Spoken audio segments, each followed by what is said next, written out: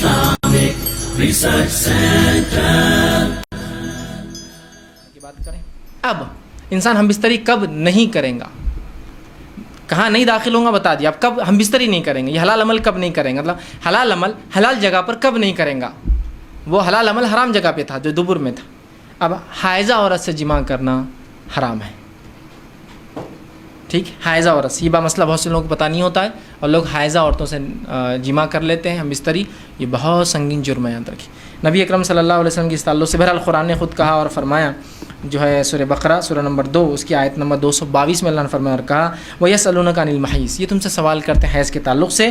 قُلْ هُوَ أَذًى فَاعْتَزِلُوا النِّسَاءَ فِي الْمَحِيضِ وَلَا تَقْرَبُوهُنَّ حَتَّى يَطْهُرْنَ. اللہ رب العزت فرماتا اور کہتا ہے یہ لوگ آپ سے حیض کے بارے میں سوال کرتے ہیں, کہہ دیجئے کہ گندگی ہے, حیض کے دنوں میں تم عورتوں سے الگ ہو جاؤ, ان کے قریب نہ آؤ یہاں تک کہ وہ پاک ہو جائے.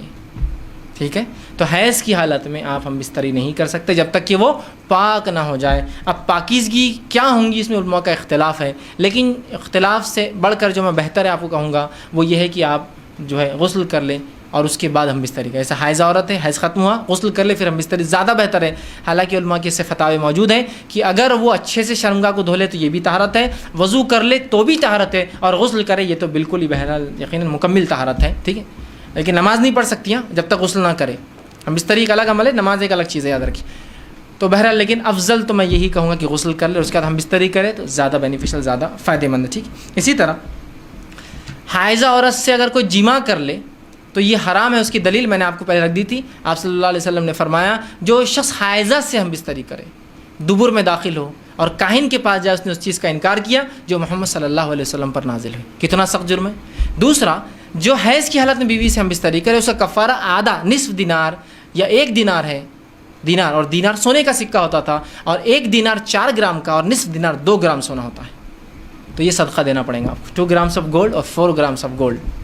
ٹھیک, اگر آپ نے یہ کام کیا کہ آپ نے بیوی سے اس حالت میں ہم بستری کی. اگر یہ بھی نہ ہو تو جو کچھ صدقہ کر سکتے کیجیے. ایک غلط فہمی جو ہوتی ہے وہ اس کا ازالہ یہاں کر رہا ہوں, وہ ضروری ہے کہ ایک ترمذی کی ایک روایت, لیکن یاد دیکھیے یہ روایت صحیح نہیں ہے.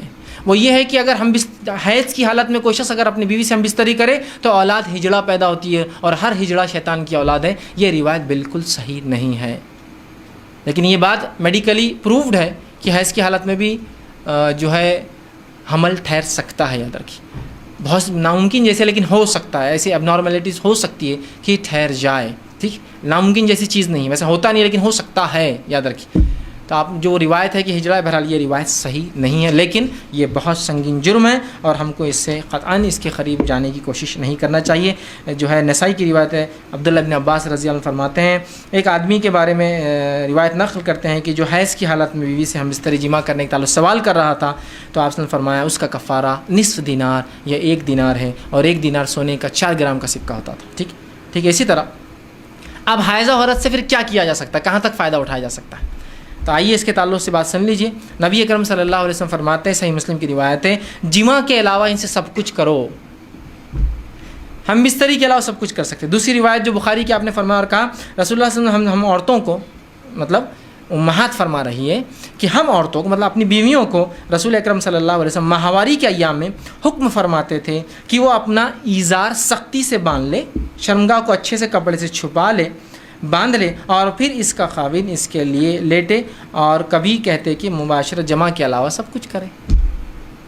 مطلب خاوند اپنی بیوی کے ساتھ صرف شرمگاہ کو اچھے سے باندھے, اس کے علاوہ تمام فائدہ اٹھا سکتا ہے, بوسو کنار کر سکتا ہے, ساتھ لیٹ سکتا ہے, چھو سکتا ہے, سب کچھ کر سکتا ہے, سوائے ہم بستری کو چھوڑ کر تمام فائدے اٹھا سکتا ہے. اور جو آیت نے کہا تو ان سے دور رہو, وہ دوری سے مراد ہے سیکشول دوری. یاد رکھیے, جنس قائم مت, مطلب ہم بستری مت قائم کرو, وہ دوری ہے نہ کی, کہ تو آپ نے یہ عمل کیا اور آپ سے بھی بہت ساری باتیں ثابت ہوتی ہے. ٹھیک, اسی طرح عورت کے پاک ہونے کے بعد انسان جو ہے اس سے کب جماع کر سکتا ہے, تو عورت جب پاک ہو جائے, مطلب اس کا حیض کا خون رک جائے, اس کے بعد وہ غسل کر لے, تو اس کے بعد بہرحال پھر آپ جو ہے اپنی بیوی سے جو ہے ہم بستری جو ہے بہرحال کر سکتے ہیں. اسی طرح جو ہے